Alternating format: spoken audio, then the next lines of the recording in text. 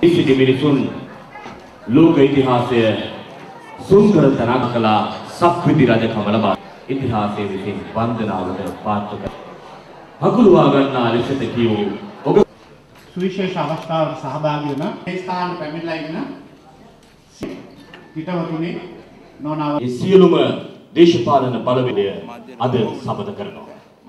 සමත කරමින් මේ මොහොතේදී වෙනුවෙන් අපි ඉතාමත්ම ගෞරවයෙන් ඒ ප්‍රතිපත්තියට ගරු කරනවා.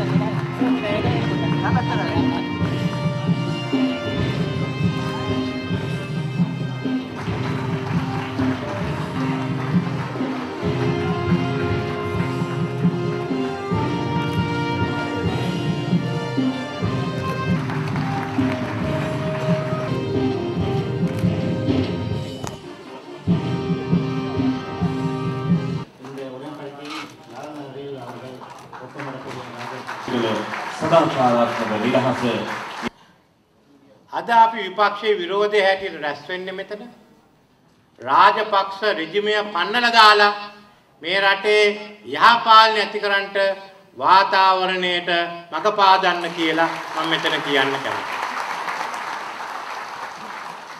අපේ අත්දැකීම අනුව අද මෙතන ආරම්භ කරන විපක්ෂයේ විරෝධය එක අතකින් මේ රටේ රාජපක්ෂ රෙජිමයට විරුද්ධ හැම බලවේගයක්ම එකතු කරන කේන්ද්‍ර ස්ථානයේ බවට පත් කරනවා.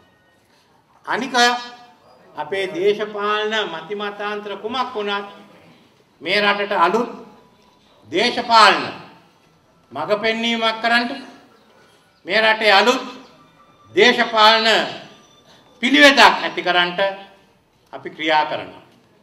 ඒ සඳහා මේ අවබෝධතා කිවිසුමත් ඒකම අපේ මූලික අරමුණු පිළිබඳ කිවිසුමත් අද අපි අත්සන් කළා. මෙතන ඉන්න සංවිධාන ඇත්ත වශයෙන්ම එක දේශපාලන මතයක ඉන්න අය නෙමෙයි. වමත් දකුණත් ඉන්නවා. සිංහල, දෙමළ, මුස්ලිම් එක ආගම් බර්ගර් නියෝජනය කරන සියලු දෙනා මෙතන ඉන්නවා. දේශපාලන පක්ෂ නොවන සංවිධාන ඉන්නවා. අපි සියලු දෙනාම එකට එකතු වෙන්නේ එක අරමුණක් සඳහා. රාජපක්ෂ රෙජිමේ ඉවත් කරන්න. ඊට පස්සේ ඡන්දාවම අපි යන ගමන අපි යනවා. වෙන වෙනම යනවා, වෙන වෙනම තරඟ කරනවා. ඒක ප්‍රජාතන්ත්‍රවාදයේ කොටසක්. එහෙනම් ඇයි අපි මෙතෙන්ට රැස් වෙන්නේ? අපි රැස් වෙන්නේ අපිට ශ්‍රී ලාංකිකයන් හැටියට එකට එකතු වෙන්න ඕනේ. අපිට ජාතික සමගියක් ඇති කරන්න ඕනේ. අපේ දේශපාලනය කුමක් හරි වුණත් විටින් විට ඡන්ද වලට ඉදිරිපත් වෙලා දිනලා පෙරදිලා ආණ්ඩුව ඇති කරලා පළාත් සභාව ඇති කරලා විරුද්ධ පක්ෂ වෙන්න අයිතිය තියෙනවා. අපි දේශපාලන පක්ෂ වුණත් නොවුණත් වෘත්තීය සමිතියට ඉදිරියට යන්න අපිට අවස්ථාවක් තියෙන්න ඕනේ. සමාජයේ එක එක සංවිධාන වලට අයිතිවාසිකම් අනුව ක්‍රියා කරන්න තියෙන්න ඕනේ.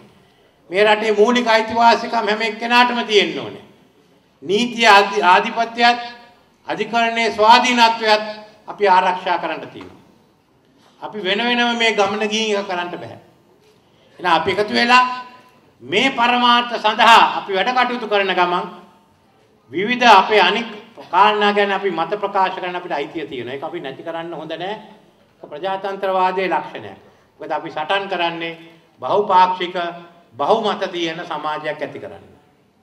A multi party pluralistic society. Tamil தேசிய கூட்டமைப்பு இன்றைக்கு இந்த ஆவணத்திலே கைச்சாத்திட முடியாமைக்காக நாங்கள் வருந்துகிறோம். ஏனென்றால் இந்த கைச்சாத்திடுவது குறித்து சரியான விதத்திலே தீர்மானம் எடுப்பதற்கு அவகாசம் இருக்கவில்லை. தலைவர்கள் நாட்டிலே இருக்கவில்லை. திரு சம்பந்தன் இப்பொழுதுதான் நாட்டுக்கு திரும்பி வந்து கொண்டிருக்கிறார். ஆகையினாலே மிக கூடிய விரைவிலே நாங்கள் இதனை கைச்சாத்திடலாம் என்று நான் எதிர்பார்க்கிறேன். I owe an explanation as to why this document wasn't signed by us this afternoon. We didn't have enough time for the party to formally pass a resolution for the signing of this. Party leaders were out of the country. Mr. Sambandan is just returning to the country today.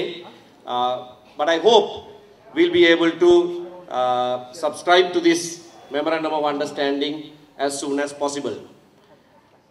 இது எப்படியாக இருந்தாலும் இந்த எதிர்க்கட்சிகளின் எதிர்ப்பு என்ற இயக்கம் தொடங்கின நாள் தொடக்கம் நாங்கள் இந்த இயக்கத்திலே சேர்ந்தவர்களாக உழைத்துக் கொண்டிருக்கிறோம். We have been party to this joint opposition from the time this started. நான் ஒன்று ஞாபகப்படுத்த விரும்புகிறேன். இன்றைக்கு ராஜபக்ச அரசாங்கத்தை நாங்கள் இல்லாதொழிக்க வேண்டும் என்கிற ஒரு முக்கியமான எண்ணத்தோடு நாங்கள் சேர்ந்து வந்திருக்கிற போது திரு மஹிந்த ராஜபக்ச அவர்கள் ஜனாதிபதி தேர்தலில் நின்ற போது அவர் தோற்ற 2 மாகாணங்கள் வடக்கும் கிழக்கும் மட்டும்தான். I like to remind all of us that our primary objective today is to defeat the Rajapaksa regime. But when Mahinda Rajapaksa contested the last presidential election, the only 2 provinces in which he lost are the north and the east that the Tamil National Alliance represents. ஆகவே இந்த கோட்பாடு, இந்த குறிக்கோள் எங்களுடையதானதாக எப்பொழுதுமே இருந்து கொண்டிருக்கிறது. மற்ற பகுதிகளிலே வாழுகிற மக்களும் ஒன்று சேர்ந்து இந்த காரியத்தை நிறைவேற்ற வேண்டும் என்று நாங்கள் விரும்புகிறோம். Therefore, this has been our objective right from the word go, and we'd like people from the other parts of the country also to join with us to accomplish this feat. I'll also like to remind you that we have come together as several parties under the leadership of the leader of the opposition, who paid a heavy political price for the stand that he took, for the way in which the ethnic conflict in this country ought to have been resolved. நாங்கள் இன்றைக்கு எதிர்க்கட்சி தலைவருடைய தலைமையின் கீழே பல கட்சிகளாக அமைப்புகளாக ஒன்று சேர்ந்திருக்கிறோம்.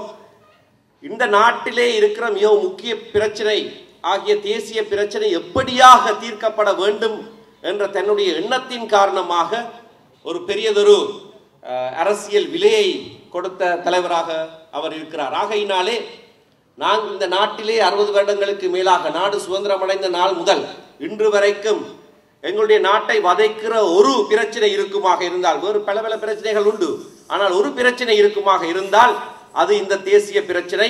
அது சரியான விதத்திலே அனைவரும் சமத்துவமாக, அனைவருக்கும் அரசியல் பலம் சமத்துவமாக பகிரப்பட்டு தீர்க்கப்பட வேண்டும். அப்படி தீர்க்கப்படாவிட்டால் இந்த நாடு முன்னேறுவது முடியாத ஒரு காரியம்.